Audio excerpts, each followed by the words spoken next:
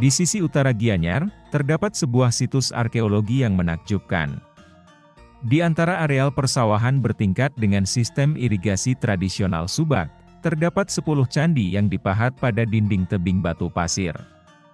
Situs bersejarah bernama Candi Tebing Gunung Kawi ini termasuk dalam wilayah Banjar Penaka, Desa Tampak Siring, Kecamatan Tampak Siring, Gianyar. Candi Tebing Gunung Kawi diperkirakan telah dibangun sejak pertengahan abad ke-11 Masehi, pada masa dinasti Udayana, Warmadewa. Pembangunan candi ini diperkirakan dimulai pada masa pemerintahan Raja Sri Haji Paduka Dharmawangsa Marakata Pangkaja Stanat Tunggadewa, 944 sampai 948 Saka atau 1025 sampai 1049 Masehi, dan berakhir pada pemerintahan Raja Anak Wungsu, 971 sampai 999 Saka atau 1049 sampai 1080 Masehi. Dalam prasasti Tengkulak yang berangkat tahun 945 Saka, 1023 Masehi, terdapat keterangan di tepi sungai Pakerisan terdapat sebuah kompleks pertapaan, kantiangan, bernama Amarawati. Para arkeolog berpendapat, Amarawati mengacu pada kawasan tempat Candi Tebing Gunung Kawi ini berada. Secara tata letak, ke-10 candi tersebar di 3 titik. 5 di antaranya berada di sisi timur Sungai Tukat Pakerisan, sementara sisanya tersebar di 2 titik di sisi barat sungai. 5 candi yang berada di sisi timur sungai dianggap sebagai bagian utama dari kompleks Candi Tebing Gunung Kawi. Di sebelah utara dari sisi barat Sungai Tukat Pakerisan, terdapat 4 candi yang berderetan dari utara hingga ke selatan dan menghadap ke arah sungai. Sedangkan, 1 candi lainnya berada di sisi selatan, kurang lebih berjarak 200 meter dari ke-4 candi tadi. Menurut sejarah, Raja Udayana dan Permaisuri Gunapriya Dharmapatni memiliki 3 anak, yaitu Airlangga, Marakata, dan Anak Wungsu. Sang sulung, Airlangga, kemudian diangkat menjadi Raja Kediri menggantikan kakeknya, Empu Sendok. Saat Udayana wafat, tahta diserahkan kepada Marakata yang kemudian diteruskan kepada Anak Wungsu.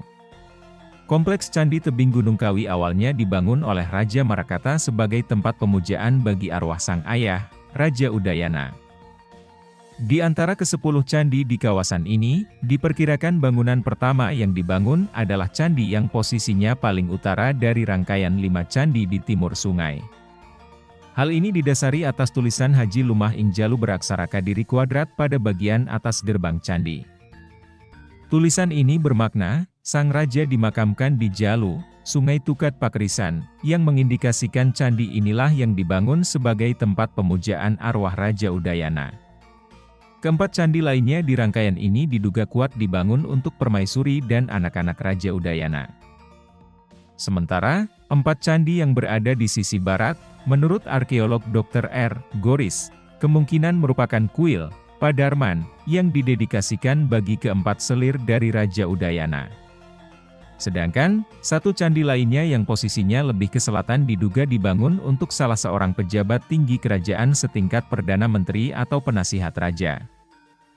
Dari beberapa referensi sejarah pada zaman tersebut, keberadaan candi ini dapat dikaitkan dengan sosok Empu Kuturan. Empu Kuturan adalah utusan Raja Airlangga untuk adiknya, Raja Anak Wungsu. Di kemudian hari, Empu Kuturan diangkat menjadi penasihat utama raja dan memiliki peran penting dalam perkembangan kerajaan Bedahulu. Keseluruhan kompleks candi ini difungsikan sebagai pura, sarana peribadatan keluarga kerajaan oleh Raja Anak Wungsu. Yang menarik, di sekitar candi Hindu ini terdapat sejumlah ceruk yang diidentifikasi oleh para arkeolog sebagai tempat meditasi umat Buddha, vihara. Ceruk-ceruk ini dipahat pada dinding tebing, sama seperti candi-candi Hindu di sekitarnya. Keberadaan kompleks candi Hindu yang berdampingan dengan pertapaan Buddha ini menunjukkan kerajaan Bedahulu ketika itu telah menerapkan toleransi dan harmoni dalam kehidupan beragama.